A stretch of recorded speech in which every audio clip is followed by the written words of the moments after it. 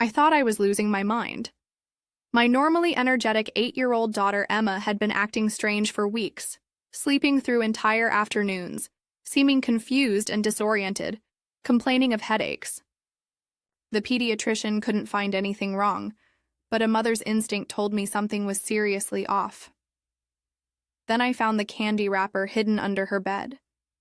It looked innocent enough, a colorful gummy bear package, but something about it felt wrong. The label looked slightly off, the colors too bright, and there was a small sticker on the back with numbers I didn't recognize. My heart stopped when I realized where these special treats were coming from. My brother Jake had been giving them to Emma every time he visited, always with that conspiratorial wink and whisper, "These are our little secret, okay, princess? Uncle Jake's special candies are just between us." I'd thought it was sweet. Uncle Liam spoiling his niece with extra treats. But as I held that wrapper in my trembling hands, I realized I might have been watching my brother slowly poison my child. The question that terrified me most was simple. What exactly was inside those innocent-looking gummies? Jake had always been the family wild card. 3 years younger than me, he'd struggled with addiction issues throughout his 20s, first alcohol, then prescription pills, and eventually harder substances. He'd been to rehab twice, and each time our family rallied around him with hope and support. 2 years ago, Jake claimed he'd gotten clean for good. He moved back to town, got a job at a local warehouse, and started showing up to family gatherings again. Everyone was thrilled to have old Jake back, the charming, funny brother we'd missed during his darkest years. I wanted to believe in his recovery. Emma absolutely adored her Uncle Jake, and he seemed to genuinely care about being a good influence in her life. He'd take her to the park, help with her art projects, and always arrived with small gifts or treats that made her face light up. "Uncle Jake brings the best candy," Emma would tell her friends at school. "He says they're special ones you can't get at regular stores." My husband Mark had expressed some concerns early on. "Are we sure Jake's really clean?" he'd asked after one family dinner. "Something feels off about him lately." But I'd defended my brother. He seemed stable, held down his job, and hadn't shown any obvious signs of using.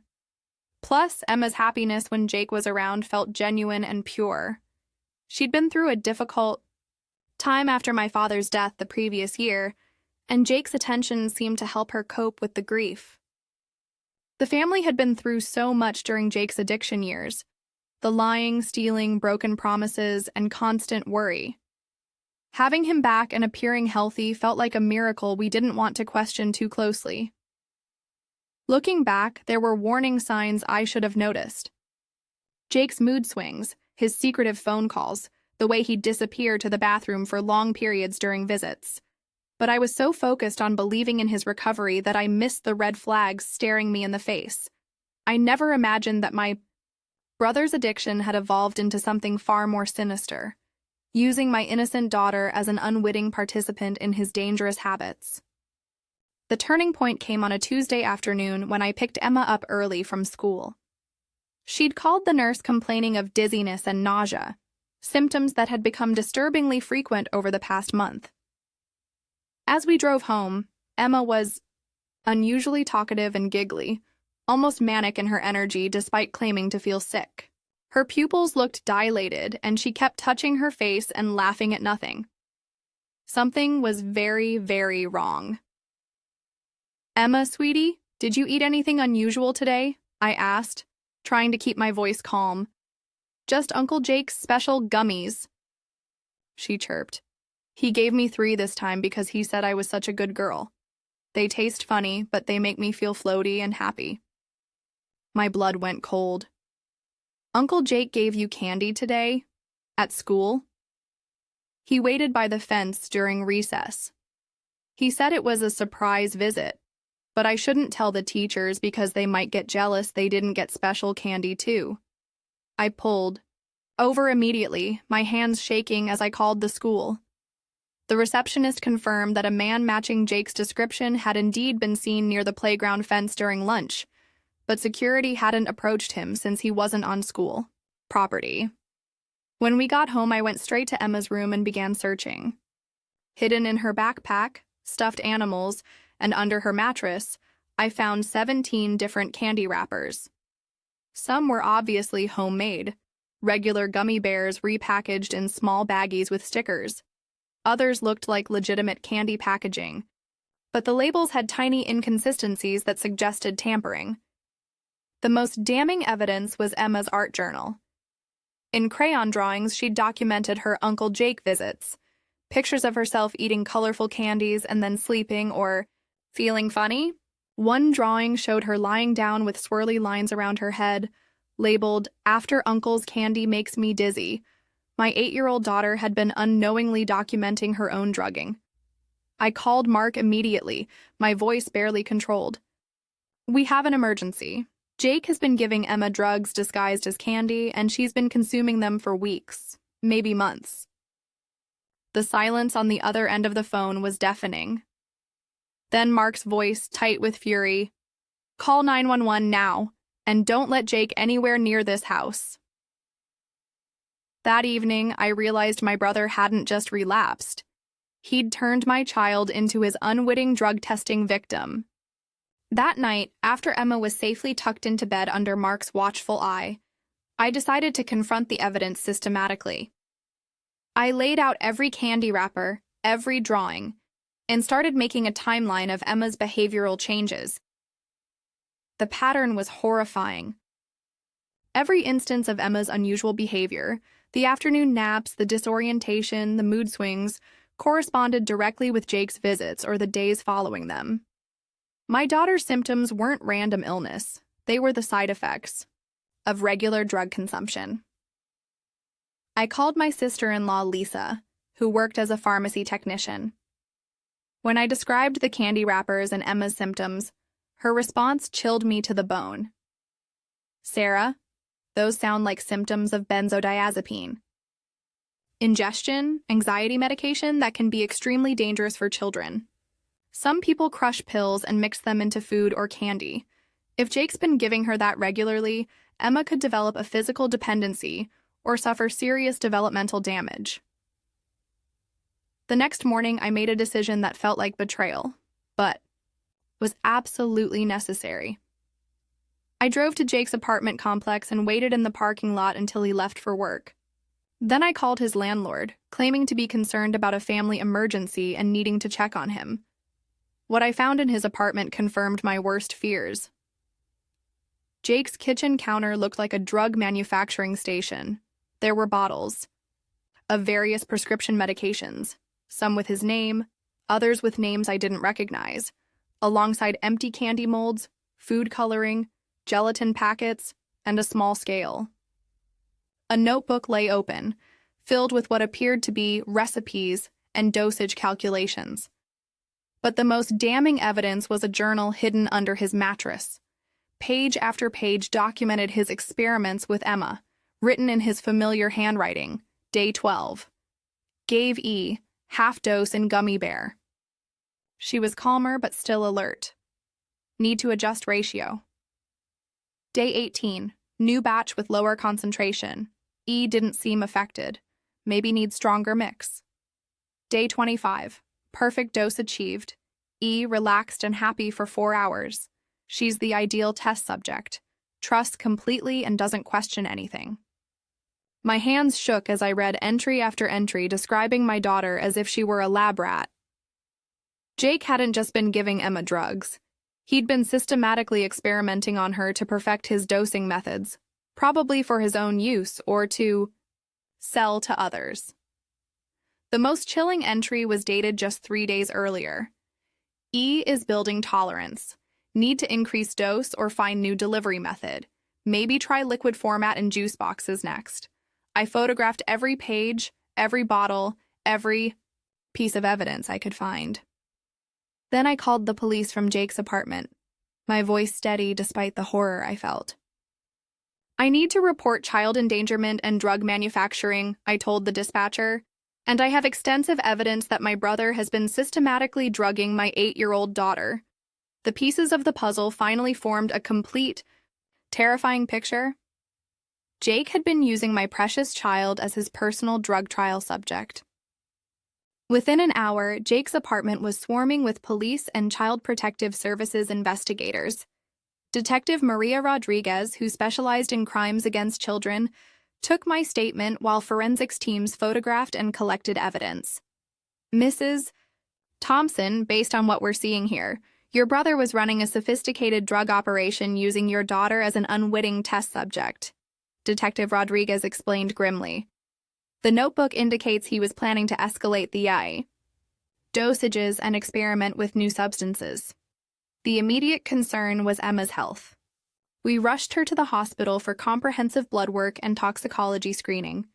Dr. Jennifer Hayes, the pediatric toxicologist, examined Emma while I provided the timeline of Jake's candy gifts.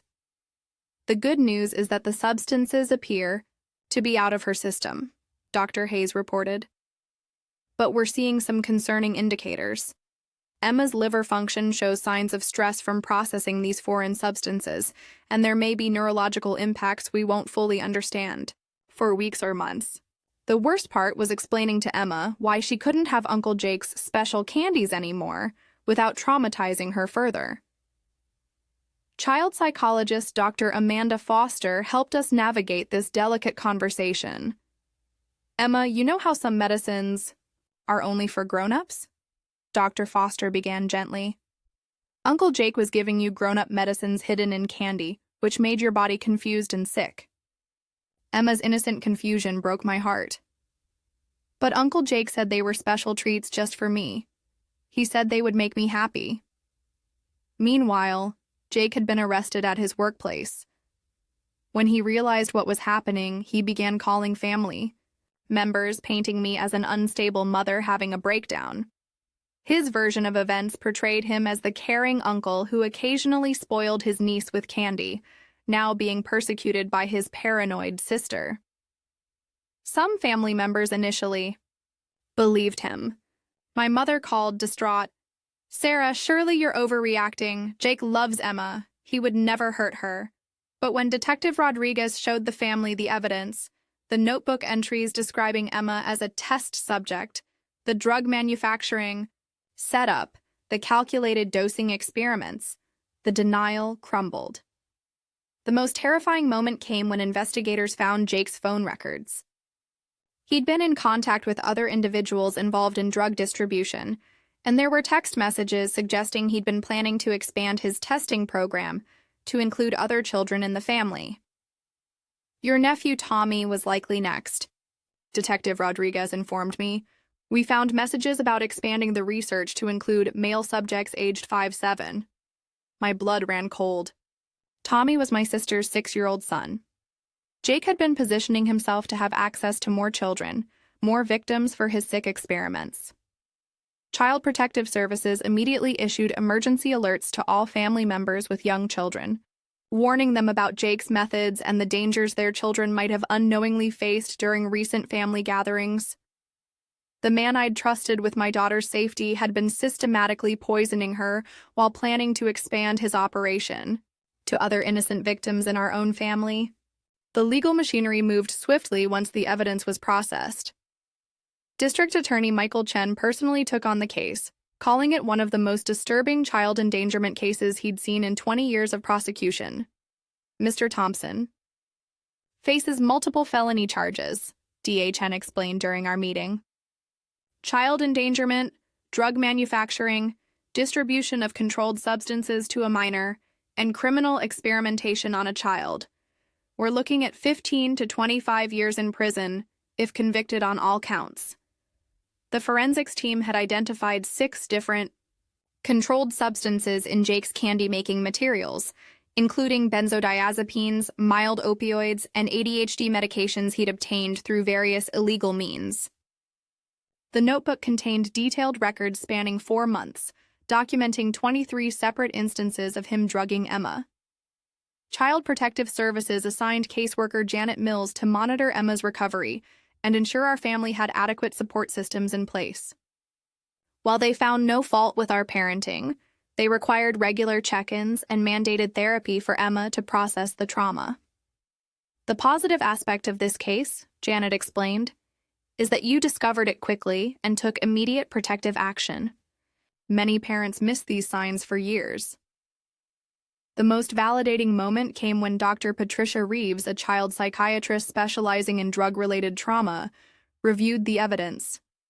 Her professional assessment confirmed that Jake's actions constituted systematic child abuse disguised as familial affection. This wasn't casual drug experimentation, Dr. Reeves testified. This was calculated, methodical abuse of a child's trust and dependency. The defendant used sophisticated psychological manipulation to maintain secrecy and ensure compliance from his victim.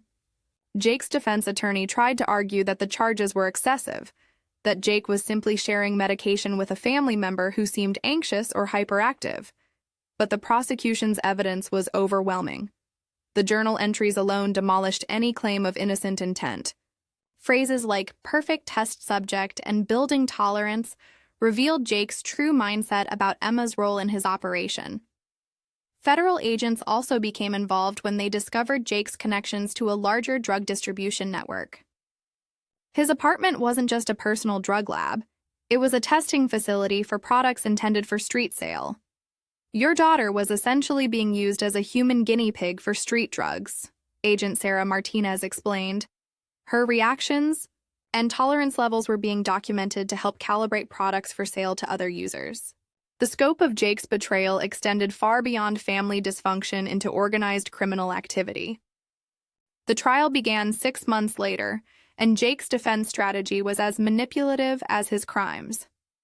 His attorney painted him as a loving uncle struggling with addiction who had made poor judgment calls but never intended to harm Emma. The prosecution systematically destroyed this narrative. Emma's medical records showed clear evidence of regular drug exposure over months. Her teachers testified about behavioral changes they'd noticed, periods of unusual lethargy followed by hyperactivity, difficulty concentrating, and sudden mood swings that coincided perfectly with Jake's visitation schedule. The forensic evidence was damning. Not only had investigators found Jake's drug manufacturing operation, but they'd also discovered video recordings he'd made of Emma after giving her the drugged candy. In these clips, my daughter appeared disoriented and drowsy while Jake documented her reactions like a clinical researcher. The moment that sealed Jake's fate came when the prosecution played audio recordings from his phone. In conversations with his drug contacts, Jake bragged about having the perfect testing environment with a compliant subject who never questions anything. She's 8 years old and completely trusting, Jake's voice echoed through the courtroom. Perfect for gauging dosage effects without dealing with adult paranoia or resistance. The jury's faces showed disgust and horror as they realized Jake viewed his own niece as nothing more than experimental material. Judge William Carter's sentencing was swift and severe. Mr. Thompson, you systematically poisoned a child who loved and trusted you. You violated every principle of family loyalty and human decency for your own selfish purposes. Jake received 22 years in prison without possibility of parole for 15 years. The sentence included charges for child endangerment, drug manufacturing, criminal experimentation on a minor, and contributing to the delinquency of a child. The ripple effects throughout our family were immediate and lasting. My mother, who had initially defended Jake, struggled with guilt over her disbelief. Extended family members began questioning their own interactions with Jake, wondering if their children had also been exposed to his experiments. Jake's former employer fired him immediately and cooperated fully with investigators. His co-workers reported that they'd noticed his erratic behavior and secretive activities, but had attributed them to personal stress rather than criminal activity. Most satisfying was watching Jake's drug distribution network crumble. His arrest led to a larger investigation that resulted in 17 additional arrests and the shutdown of a significant regional drug operation. In his final statement before sentencing, Jake showed no remorse. "I never meant to hurt Emma," he claimed. "I was just trying to help her relax." Even facing decades in prison, he couldn't acknowledge the full horror of what he'd done to an innocent child who loved him unconditionally. 1 year later, Emma is thriving. The child psychologist reports no lasting psychological trauma, thanks to early intervention and our family's immediate protective response. Emma understands that Uncle Jake was sick and made very bad choices, but she doesn't blame herself or feel responsible for his actions. "I know the difference between good treats and bad treats now," Emma told me recently. "And I know I should always tell you if someone gives me special anything that's supposed to be a secret." We've established new family safety protocols. No one gives Emma food or treats without my explicit permission, and we practice scenarios where adults might try to give her things that should remain secret. Emma understands that healthy family relationships don't require keeping secrets from parents. The medical monitoring shows Emma's liver function has returned to normal, and there appear to be no lasting physical effects from her months of unknowing drug consumption. Dr. Hayes continues to monitor her development, but all indicators suggest complete recovery. Our extended family has had to rebuild trust and establish new boundaries. Jake's actions forced everyone to confront how addiction can mask itself behind familiar love and care. Several family members have entered counseling to process their guilt over missing the warning signs. I've connected with other parents who've experienced similar betrayals from trusted family members.